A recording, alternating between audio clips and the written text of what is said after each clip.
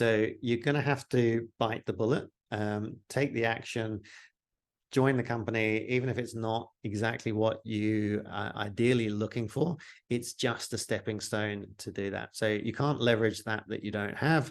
But always be thinking, and this is I guess the corollary to that is, don't join a board because you really want this board position. You join a board and then you kind of get stuck.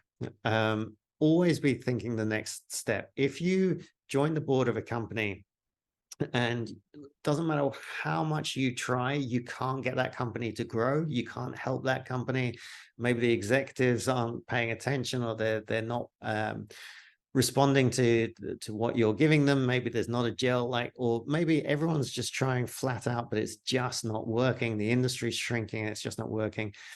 Your responsibility to yourself is not to stay on that board forever, but it's to leverage that board position to get another board position. So, but you can't do that until you get the first one. So take the first one, leverage it to get the second or the third. And yeah, we have this idea of a stepping stone. Your first board is not your final board. So yeah, 22, 23% of your competitors will only ever take a board seat if it's paid.